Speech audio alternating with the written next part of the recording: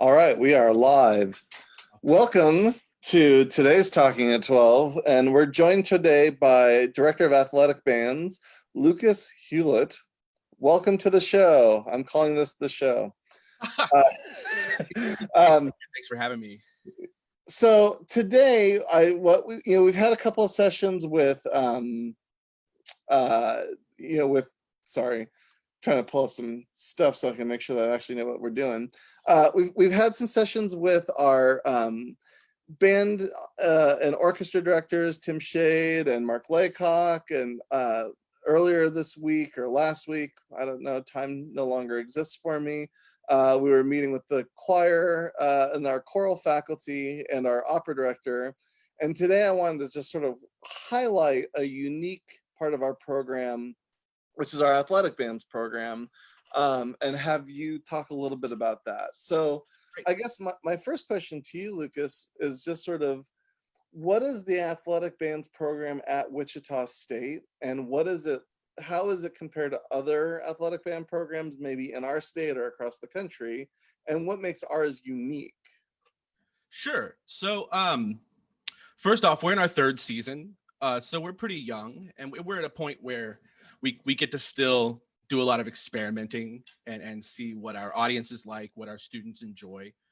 I will start by saying that we do have standard. We've had two sort of units that have existed inside of our athletic bands. The first would be Shocker Sound. And Shocker Sound is our arena style pep band that we generally staff in an NCAA tournament format, which is generally 29 players.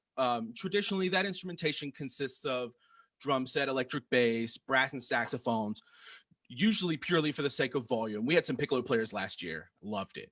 And the pep band, Shocker Sound, they've been around for a long time. Yes, they're for at least 50 years. That is that's really where the I guess the history exists inside this particular program. Kind of links us back to other traditional programs that have always had basketball bands. That's very similar. So I guess to what makes us a little different would be our marching arts program, the Shocker Sound Machine. Like I said, currently in our third season, the ensemble consists of all traditional marching instruments, including flutes, clarinets, saxophones, and drumline. Somehow that didn't get out to the website very well last year, and I had tons of people that were angry, like, why don't we have clarinets? I'm putting it out there. Bring everything. Make sure you're there. Yeah. If you're a wind instrument, we got you. This ensemble, much like your traditional marching band, performs at large functions around campus and off, rallies, special events. I also like using this group to go visit high schools and other marching programs as part of a huge recruiting booster. What maybe sets us apart a little bit from your traditional marching band is that Sound Machine is really a blend of traditional DCI drum corps sound concepts. And then we begin to change a little bit. Our uniform, our body carriage technique is very reminiscent of a WGI Winter Guard flare. But really, at the end of the day, this grand picture kind of comes together with the entertainment value of a street band or a mini corps, similar to the Disney band. We'll be doing a lot of indoor-outdoor stuff this year. Really, we're just looking to provide something fresh, different experience for students and audiences. But really, we really want to make sure that we're providing quality education in the marching arts, as well as really building a sense of pride and community, which I find essential to the college experience. I think what makes us different right now is how we want to approach that concept. And really, it's we're in a unique position because of our size. We're not 300 deep. Last year's machine in the fall, we marched 65. And I mean, it's a really great number for indoors. I mean, I think we all want to blow this thing through the roof. We all want 300 people one day, but right now we're in a very unique place where we can really kind of tap into these different ideas without having to drag 300 people along. Right. I think that's right. I mean, because we're so the sound machine element, the marching element's so new. We're doing lots of experimentation and we're trying different things. And with a group of 60, it's easier to just sort of on the fly try something different than trying to teach 300 students and figuring all of that out. Absolutely. Um, just to clarify a couple of things, so it's a marching ensemble, mostly indoors and during some basketball games, but we're doing outside stuff as well. Unlike maybe some of the marching bands at Pac-10 universities or that are football specific, we don't have a front ensemble like a pit, and Correct. we don't have a color guard either. Not yet. Okay. That there's that it's a weird place. That's one of those things that I've gotten a surprising amount of interest in. I'm currently working with a couple, Doug and Danita Stemmet, help out with a lot of our visual package and help in that design. And Danita does a lot of guard work. That's kind of her wheelhouse and dance. And so that's something that we're considering for the future. It may not be this year, but it's good to be different. But if people want more of that traditional experience, that's something that we're exploring. Yeah. And Yeah, that sure. we'll continue to explore in the future. Yeah, I think it's smart. Okay, so then let me ask, if do I have to be a music major to be a part of the athletic band program? No, absolutely not. In fact, our audition process this year, I really, for me, athletic bands is all about space for all students at any skill level. I want to try something a little different this fall. In lieu of what we as musicians consider a formal audition, I really want to make live an intent form, which should be live by the end of the week. Okay. And basically, I don't want to scare away any potential participants with an audition that puts them on the spot. So this form allows students to show interest and come check out what we do without feeling judged. That was a huge comment that I got from this past year, especially. I think in our first season, everyone was kind of ready for that. But last year, when I followed up with my students around Christmas, that was something that they felt really strongly about. Uh, Okay. and so I want to take a step back from the judgment process that that we often fall into to create this really open atmosphere.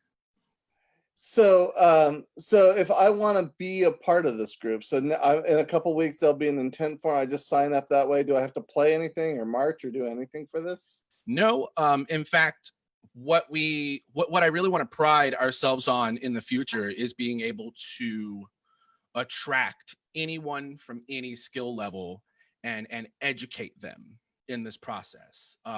We're not looking to create high art necessarily, right? We're looking to be entertaining, and I'm looking to bring that sort of soul value to those that maybe feel that music is beyond their reach, if that makes sense. Yeah, totally. Now, so there's the pet band, the sound, Shocker Sound. There's the marching ensemble, Shocker Sound Machine. Um, is it? Do I play in both of those groups? Do I play in just one of those groups? Do I play? What does that look like? And then if I'm in them, do I have to play for every game? Am I at every basketball game and every event? What happens? Right. So what we started working with in season one was this idea that athletic bands kind of becomes this umbrella. It becomes this group of musicians, and primarily we all march as part of Shocker Sound Machine. And Shocker Sound is I hate to say spinoff because it's really the ensemble that's been here the longest. But it's because it's not a spinoff. What we're looking is to house everyone under Machine. But no, everyone, I really think everyone should be getting an opportunity to play in basketball band as well. In fact, there's something like 50 sporting events or more in a year, and that is just horrendously difficult on an individual to make Right. all of those things happen. And so one thing that we do with that is that I create schedules where I could drop people into specific bands. I want everyone to have that opportunity. I want everyone to kind of get a taste of all of this, including our battery, our drum line. That's something that's been almost wholly left out of the game day atmosphere. Uh, Right. I think something we've talked about in the past, and we still want to look forward to in the future, is bringing a larger band to games. I think that it's particularly for men's games. Men's games have sold very well, and our seating is generally very limited. Um, and not that our women's teams are any less uh, successful, but their attendance tends to be lower. Yeah. Thing we've been working with marketing is how to bring a greater atmosphere to that, and one of those is bringing as big a band as possible to those women's events. And so I think that there's a lot of opportunity for everyone to play at those events, including battery, full band. I know that the entire marketing department there would love to have a massive band in that arena, like to show up and show off like Duke does. Yeah. Hey, well, Hey, as someone who goes to the women's basketball games, I think that would be awesome. I would love to see that. yes, Uh, absolutely. Um, so then I know one of the things when we started the sound machine was we got a very generous we had very generous support from the president, President Bardo at the time, and I should say President Bardo loved marching band, but our new president Jay Golden like loves marching band. So this is not a knock on you, Jay. But when President Bardo was sort of pitched this idea, he gave us a very some generous support that allowed us to get a whole set of uniforms, but also some new instruments. Mhm. So I was wondering if you could just talk a little bit about the instrument part of the band and like what kind of instruments and how do I get one? How does that work? Sure. Well, luckily I also do inventory, and so I'm the guy that you need to come bark to if you need something. But as part of this gift from President Bardo and the school, we sought out a matched line of instruments through BAC in Kansas City called System Blue. And those instruments, I have enough brass instruments for, I believe, brass and percussion instruments for 75 people. And then I have some spares lying around. I want to get to the point where we have to go borrow equipment or buy stuff. Yeah. But yeah, we have our drum line is completely System Blue matched as well. And then we bought a line of Yamaha saxophones. Um, and those are the instruments that, particularly for the marching band, we use primarily. And then as well as that, we hand created our own uniforms. And Right. those have really been incredible. They're the type of thing that you see and you don't see everywhere. It's the kind of uniform that you definitely see at like the drum corps level, uh, Right. where you really use that uniform to your advantage when it comes to providing like a visual representation or a visual pop. Yeah. And those particular uniforms, man, when you get 50 or 60 of those under the lights in the arena, woo, man, and all the matched horn line really kind of sets the whole package off. It's pretty amazing. And those uniforms were we designed them with working with Fruhoff, who's Yeah. a major supplier of uniforms, almost said costumes, of uniforms. But you know, but they're located right here in Wichita, which I think is really exciting. That you know, Man, we let me tell you, Kenny and the Fruhoff guys are really incredible. When they the last weeks, my first year here opening kind of the inaugural season, getting this started, when we had the order out to Kenny, he invited me and several of my band members out to the factory to watch the last uniforms being put. that's awesome. Very, very generous, open doors, very friendly guy. I love those guys. They've been incredible to work with. Cool. Okay, so um I sent in my intent form. I've got my uniform, I've got my instruments. Now, how often am I committed to rehearsing, and what do those rehearsals look like? And also, I know a lot of universities do a band camp. Mhm. What do you have in mind for something like that as well? So rehearsals and band camp. Yeah. So our camp situation has changed slightly this year due to the shutdown mid spring. Right. And we're still watching the way that we're phasing our reopening and such. But we're going to take a similar approach that we did last year. I felt like we had plenty of time to get these things done. What I do plan on doing is we'll host a drum camp several days before school starts Nice. to get those guys kind of up and off the ground. And then I plan on meeting with everyone during that first week in whatever capacity that we can, to get some baseline things going. And then we will have a weekend camp that first week of school. And we will use that time to finish memorizing show music, put as much on as we can get done. And then when it comes to regular rehearsals, right now we are rehearsing in the evenings, Monday and Thursday evenings. And those are generally full band. In the past, those have generally taken place in Coke Arena. We're going to be exploring some outdoor options this year, since we have the use of the intramural fields and things like that. Um, for our drum line will meet for a third time during the week. Nice. That traditionally, we found that that's really necessary, because we get a lot of individual requests for the drum line. Right. And it's much easier to move a unit that size than it is to take the entire band somewhere. Right. There's something I get a ton of phone calls just like, hey, can the whole marching band come do this? It's like, well, I mean, I could send you 10 guys, and so Yeah. that's been huge for us. And so we found that having a little extra time with those battery guys uh, really sets us up for success in terms of answering those requests. Yeah. So that's generally what our rehearsals will look like in the fall. Nice. Another question I just want to make sure of. So I'm a big college basketball fan. Uh, and if I join the band, do I get to travel to the tournaments? Like, do I get to go see March Madness? Yeah. So, in fact, let me see here. When we get tournament band in the fall, in the spring, so our season is changing a little bit. The way I want our season to look. Uh, Yeah.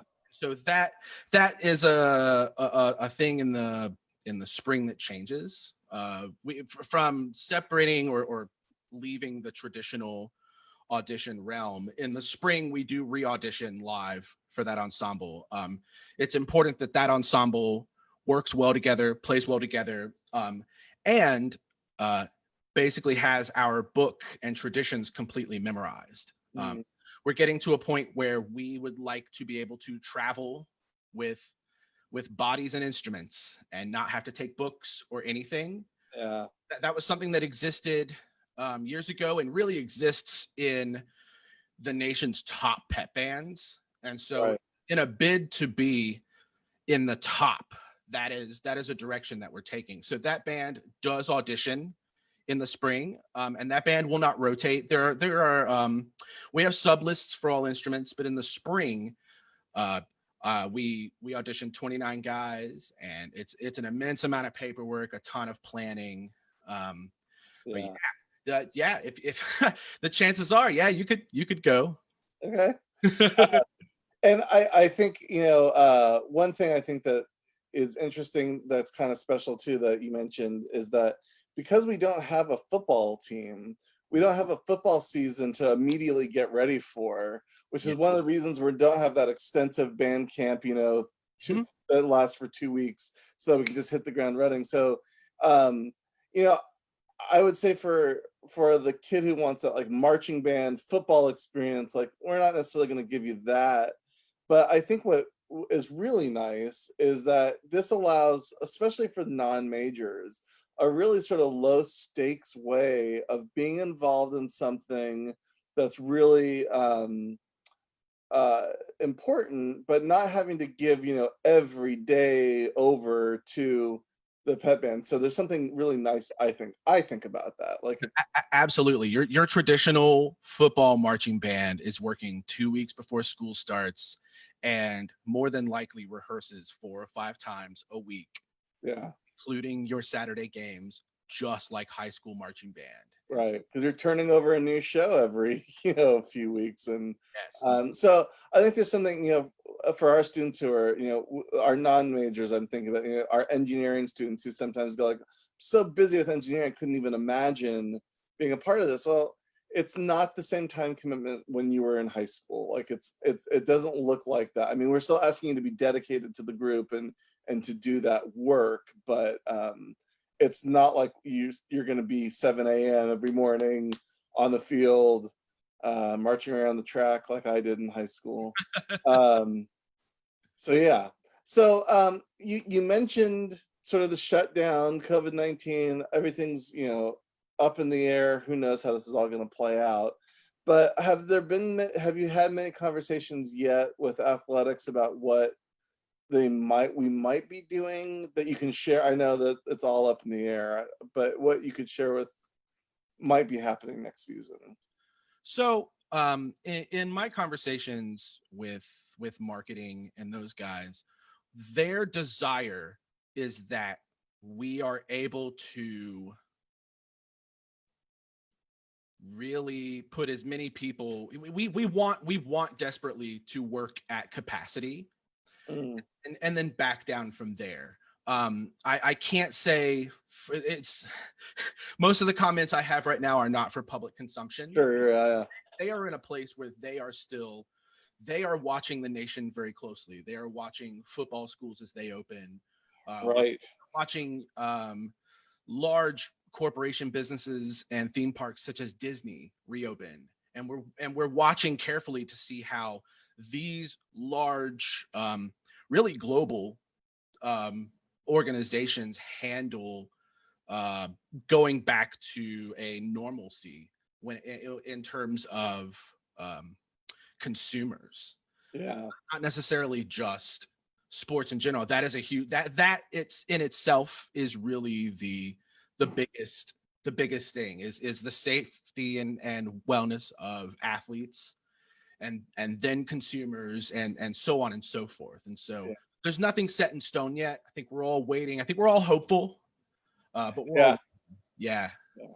Well, I think so. I think the thing there that's really important to say is that the university, and I've been so impressed with, Darren and his team.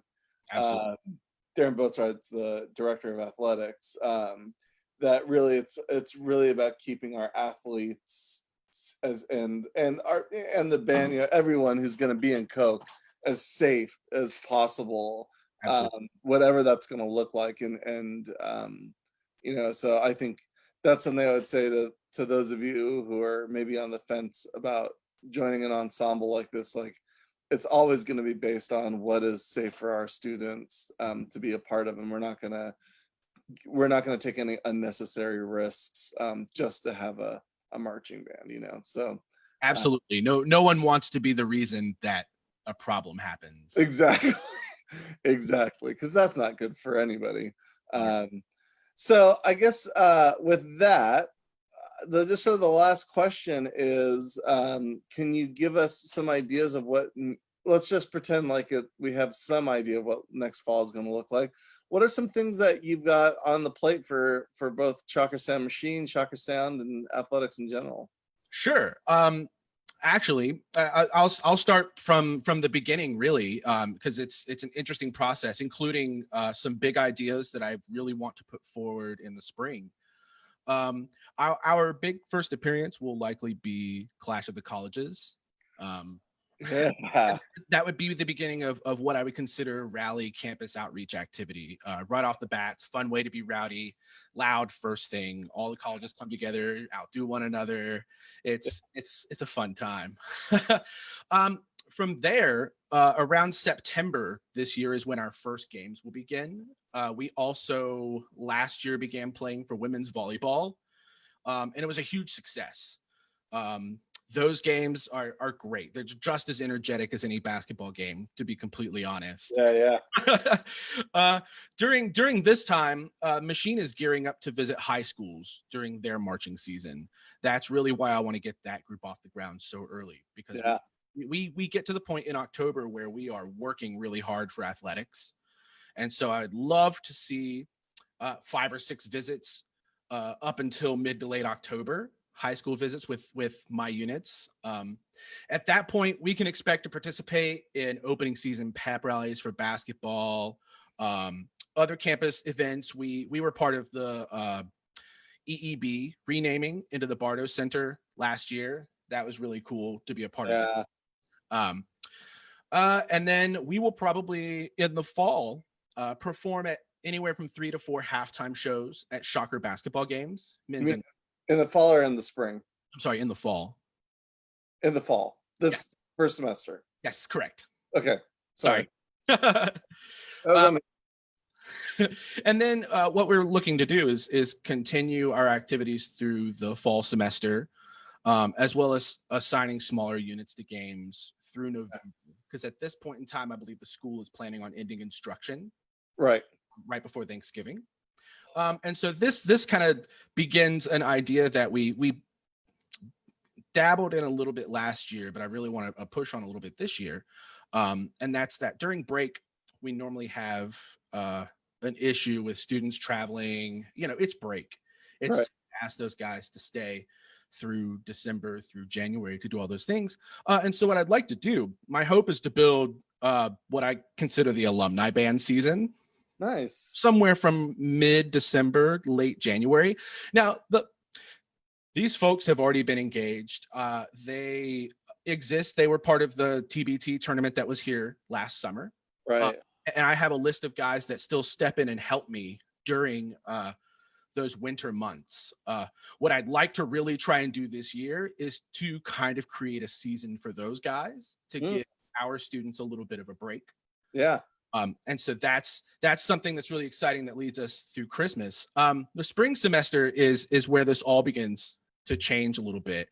I'll reiterate, we're going to begin by auditioning for tournament band.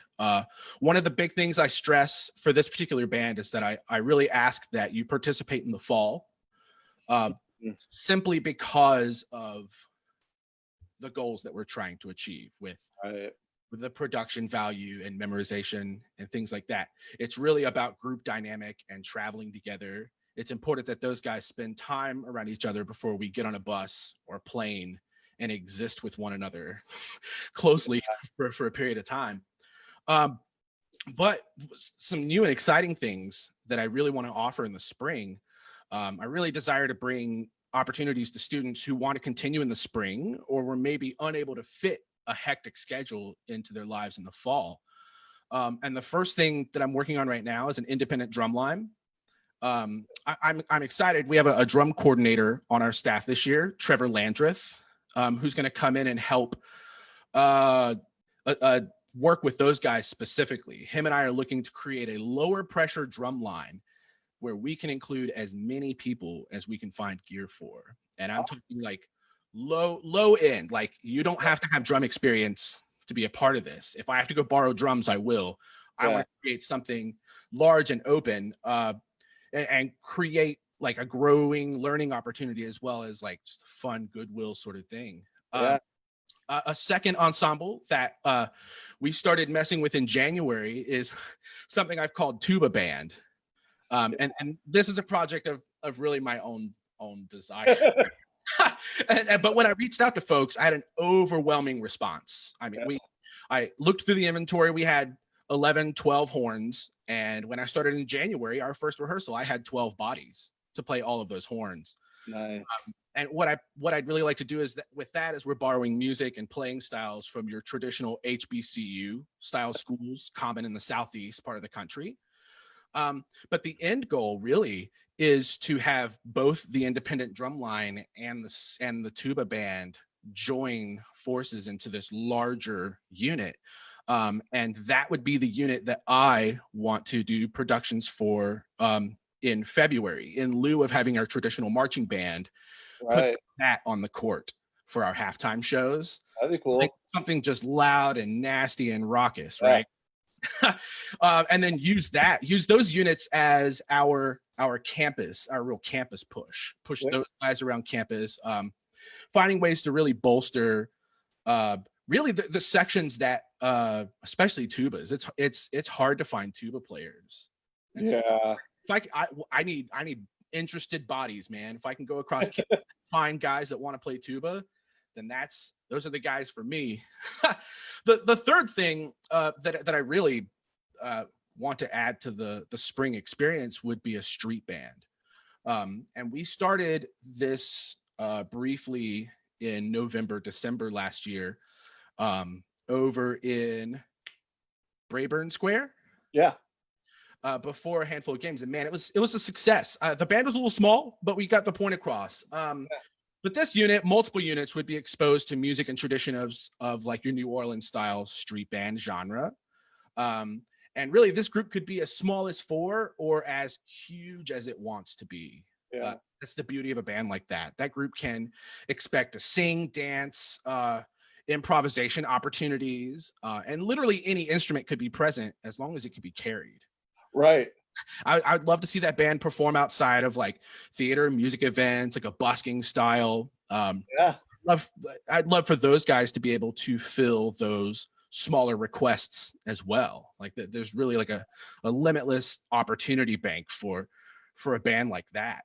And so like, yeah, I think in the past 2 years we've tried to march year round, and it's very stressful to kind of pick up the pieces in the spring when you've beat everyone over the head during the fall. Right. So kind of in your high school format for marching band, we close that book at the end of the fall semester, and then we look to really reaching out in the spring and creating projects that are fun and draw people to our fold. I think that's interesting. I think, yeah, I mean, essentially what you have is all these different subsets now of an athletic band and what that could be. That sounds awesome. Yeah, So, it's an experience that tends to die in the springtime once sports right. dry up, and there's no need for that. There's so many things that you could do with that continue through the rest of the semester that we should be tapping into. That's awesome. So website wichita.edu/athletic bands, is that it? Or do we know what the website is? It's bands right now. Okay. And I'm probably going to be talking with Jesse here pretty soon Great. about creating a sub page, probably where our form will go. Okay. So we can be filtering things in one place instead of jamming down the So band page. I guess I'll say, if you're watching and you're interested in the athletic bands or being a part of it, for now you can email lucas.hewlett@wichita.edu. His name's right there in the corner. And I, who knows what next season will look like with everything, but it's going to be exciting no matter what. So I appreciate it. Well, thanks, Lucas. Appreciate your time. Yeah, absolutely. Everyone else, stay safe. So we'll see you next time.